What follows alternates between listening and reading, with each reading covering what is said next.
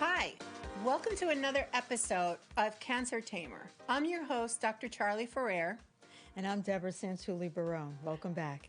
And today we have a wonderful two-part series for you about depression and how to love yourself.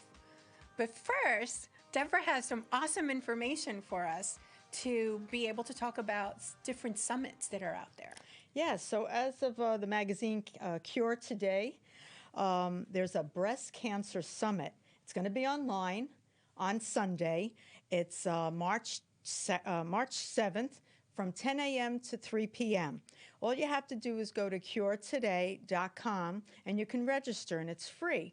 And they'll touch on subjects like ER positive, when you get diagnosed, HER2 positive, triple negative. They'll talk about the therapies that are out there, the biomarker test, resilience, and diet and exercise. And there'll be about 10 doctors that will be discussing this. So I suggest you check it out. It's very interesting, and you'll learn a lot.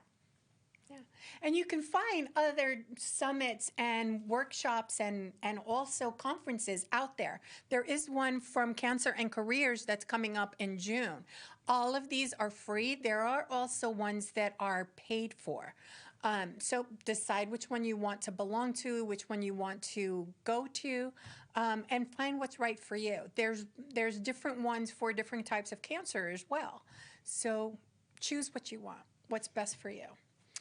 So what we're going to talk about now, one of the things that Debra and I were talking about was ways to combat depression. Right now with the pandemic, everybody's either still at home or just starting to get back to work and the commute and the insanity of life again, or they're still stuck at home and now they're doing what I love to call the Jack Nichols, isolation, cabin fever. So let's talk about depression and how to combat it and things that we can do for ourselves. Mm-hmm.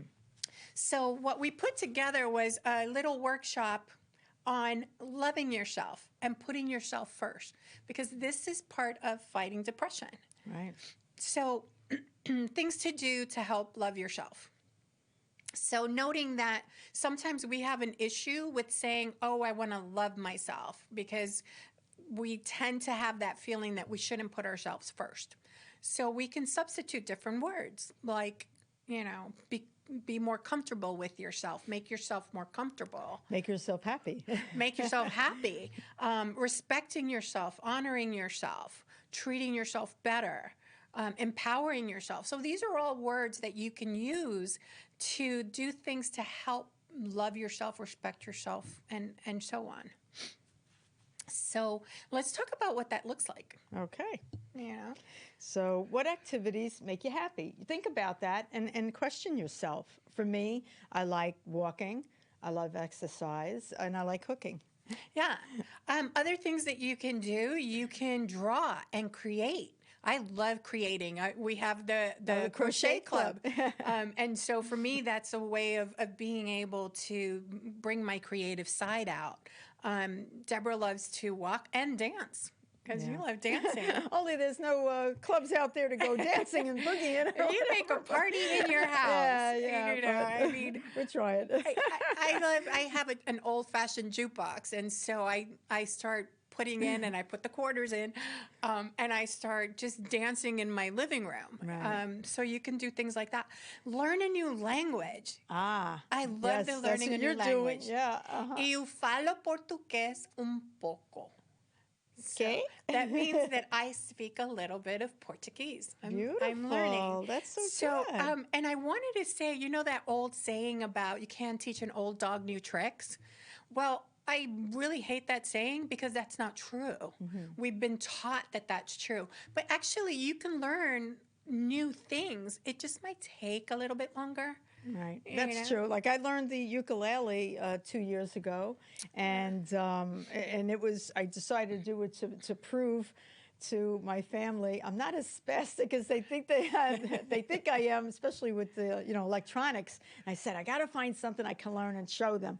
And I learned the ukulele. And I said, see, the brain is working. So if you don't think you're an old dog, I guess that helps too. Or if you think you're an old dog. Yeah. Yeah. So knowing that you can teach an old dog new tricks, it just might take a little bit longer, because it's not that they can't learn, it's that we're set in our ways.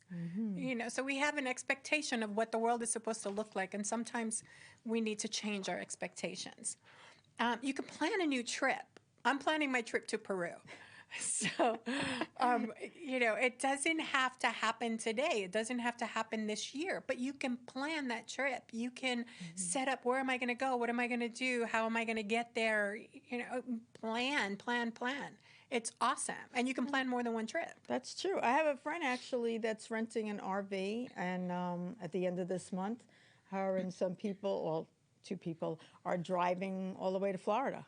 And they stop at the different RV stations, I guess, to plug in and do their thing. Yeah. But, that's what she wants to do. There are people like that. And I have to tell you, the truck stops and those RV places have the best food. Really? I have driven cross country like 4 or 5 times. And they have the best food in the biggest portions. So get ready to eat a lot and enjoy it. But it just tastes so delicious. Well, that's good. And one of the trips that I have coming up is, my thing is day trips, so doing a weekend and then just taking off and going wherever my car goes. Right. I want to see the rainbow trees, which, by the way, there are such things as rainbow trees. Where are they? They're eucalyptus trees. They have some in Delaware. Oh, really? They have a small little patch in Delaware. And basically, if you don't know what rainbow trees are, is that they actually look like rainbows, because they have green and yellow and red and purple, and the bark, when it peels off and it leaves behind all these different colors. So they don't even look real. So I have to go and touch one. Speaking about the classes, though, what you were talking about, what's out there for you, Michael's, if you go online, Rosetta Stone. Even your hospital might be able to give you some ideas too in different programs. Yeah. So when you're searching online, YouTube is a great teacher, because you can find almost anything. You can find how to play the ukulele. You could learn how to crochet. You can learn how to create things. We did for Christmas. My family and we found a YouTube video that did those little gnomes out of socks. Out of socks and rice. And so we just had this great thing with little gnomes, and it took us like 30 minutes. It was such an easy thing to do.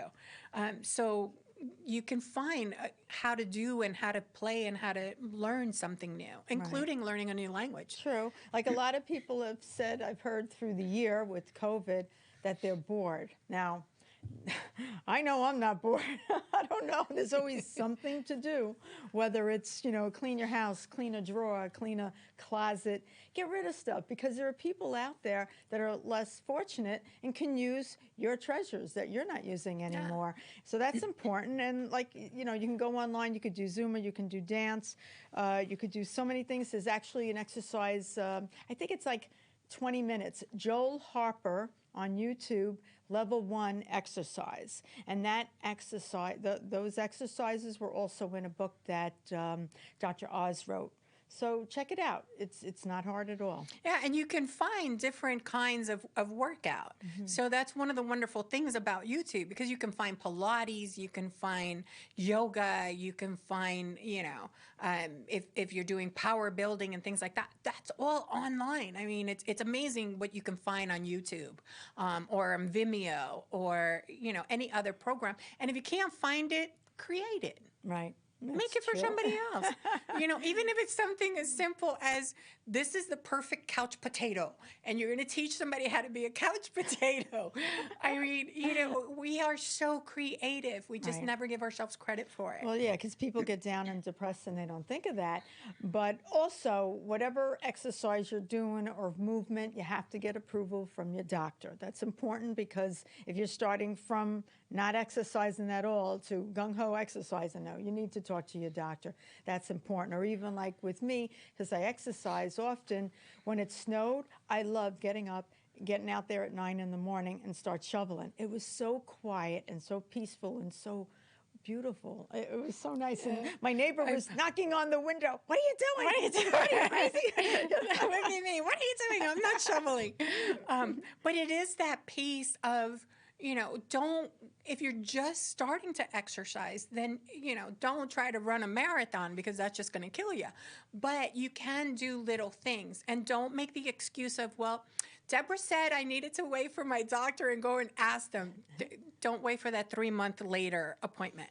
You can start doing little things. This is what we mean. Do little things. You can walk to the corner. You can, after my surgery, I actually would just go out my apartment door, and then I would just walk the hallway. And it wasn't until I was able to go around the entire hallway like 7 times did I go outside. Okay. Because by the my first couple of days after, I could only make it up to my neighbor's door, and then I was just Right. exhausted. So start out. Start slow. Yeah. Start small. And then my comment here is every day rescind your couch potato membership. Just stop being a couch potato. I know that I have fallen into this myself. Get up. Even if you're not going to do Zumba right now, but you get up off the couch and do a little walk around your living room, do a little walk around your kitchen. Go, purposely go to the downstairs if you have a downstairs or whatever. Just give yourself the couple of minutes, because what also happens is if you're sitting for a long time, your feet start to swell. And then you get even more tired, and then that tiredness leads to depression. So let's short circuit that habit that we have. And even to the point of putting in your phone a 45-minute or a 90-minute beeper that will go off every 90 minutes. And every time you hear it, get up, walk. Get up, go from the living room to the bedroom to the bathroom to the kitchen to... Has something poke you, But also, you can have, there's an app on your phone that can show you how many steps you walked in a day. And believe it or not, by the end of the day, even if you were home all day, but you did things in the house, I couldn't believe it. Some days I was walking 3,000 steps in my house, without even realizing it. So check that out. It can't hurt. And when the sun is shining, or even if it's not, but it's nice out, step outside. I mean, I've walked in 30-degree weather. It makes you walk really fast. That's for sure. Yeah. And so, again, find things that are fun for you, that you enjoy working out, and if working out can also include cleaning your house. I mean, it really is. You have to push that vacuum cleaner back and forth and dust and all this stuff. So, dusting, moving your hands, pushing the vacuum cleaner back and forth, especially for breast cancer patients, because you need to move that upper body. Yeah. Or if somebody had something wrong with their heart, you need to move your upper body. So always, like Debra said, contact your doctor, see what's appropriate for you. Right. And if anything ever hurts you, stop. Right. And call your doctor immediately. Yeah, moving the arms, I just want to bring out that point that you were talking about when you have surgery. Definitely move your arms, because if you don't move them enough, they do get stiff. Scar tissue starts to develop, and then it's even harder to lift an arm or whatever. So it's important to do that. Yeah, and for breast cancer patients, I know in my case as well, even 3-4 years later, you'll still have pain across your chest. Yeah. Especially if you had a mastectomy or they went from one side of your chest to the other, you're going to have that pain across your muscles, because your muscles are still working back to get to a good stasis. And also, if you have a lot of scar tissue, that movement of your arms, even they had one movement where you crawl up, you stand against the wall, and then you just bring your hands crawling up the top of your hands and crawling back down the wall, because that allows you to move your arms. And then the other thing too is do a little massage on your chest. This is your body, touch it. So do a little massage, and then just, move things around, which is also some of the thermography individuals will talk about how, you're also, in case you didn't know, you have lymph nodes that go through the center of your chest, underneath. You have lymph nodes under your arms. So the fact that you're massaging, you're moving that, right, and getting the fluid going, yes, right? you're moving which is the fluid, important. which Yeah. is also very important to combat lymphedema. So you're just doing it on your arms for lymphedema. Okay. So different things. Asking for help. Do Some we people- ever ask for help? I try, but nobody listens sometimes. You want to ask sometimes, and just to think about it and not do it like we've discussed before is not going to work. You really have to spell it out for people. And it is important to ask for help and know who you're asking for help from. You can ask for help from friends, from neighbors, your hospital, especially your oncology department, should have a social worker that they can have you talk to for free. These are all things that you can do for free. And they don't mention it sometimes, because I found out like a year later at the hospital I was dealing with that I can have free counseling. And I'm like, why didn't anyone tell me that? So you really have to delve and ask questions, but it was a great service. And that's why we're always saying, be your own best advocate. Ask for things. And it doesn't mean, and here's the piece, because I'm a therapist for the past 20 plus years. It does not mean that you have a mental issue. It does not mean that you're not strong. It does not mean that there's anything wrong with you psychically or mentally. When you go and do therapy or see a therapist or talk to a friend, it's just being able to have somebody that's listening to you, that's opening up and providing you maybe with some options, or just somebody that's just going to sit there and listen. And sometimes that person cannot be your loved one, because they're having their own issues. Yeah, just trying to deal with your cancer. They're trying to deal with that. Right. And they're not in your shoes. As good as they are, as lovable, they're not in your shoes. Yeah. So that's important. So having somebody that you can talk to, and having more than one person, because depending on just one person stresses that person out. They can't be everything for you. And so having a therapist is great. There are programs out there that you can get in touch with, like your hospital, your insurance company. Employers also have EAP programs, employer advocacy programs, where you can go and see them. Again, it does not mean that you're mentally ill and you need to be hospitalized. It just means that you need somebody to talk to. And there are also those free programs, right? The telephone lines? Yes. Also, I noticed online the borough president, he listed a phone number to call if you needed someone to talk to, which I thought was great, because there's a lot of people out there feeling depressed as it is just because of COVID, and maybe they lost a job, but now on top of it, if you're dealing with cancer. So look into certain things. They're out there. You can call 411, and 411 can give you a crisis line number. There's also projecthope.com and Friendship Line. And these are all free accesses. And on a fun note, if you need to talk to somebody about cancer and you don't know who else to talk to, the American Cancer Society also has a helpline that you can call. And they're there 24/7. I have been known to call them at 3 and 4 o'clock in the morning. So they got your number. They got my number. They know me. Another thing about fighting depression, and I hate using the word fight, but learning about depression and learning how to come out it and learning how to safeguard yourself against it is saying no. Sometimes you have to say no. Sometimes there's too much on your plate, and you have to tell your loved ones or your friends that you just can't do certain things for them when they ask you, even though you might want to. Yeah, I think the problem lies, too, is that if you've always been the person, go-to person in your home or your family that people relied on, and you did a lot, and you pushed yourself, and you did it even when you were tired, it's so hard for the mindset to change, for people to think, well, gee, maybe that person can't do that. or maybe you want to keep things status quo so no one freaks out and thinks, wow, what's wrong? She said no today. She can't do something. And you don't want to scare them, or you don't want to change, even though you have to change and say no once in a while. Yeah. What I've learned, I don't say no that often, but I've learned to say no to some people, so I limit my yeses to very select people. And also I've learned when I'm tired now, I just lay down for like 20 minutes and then I can recoup.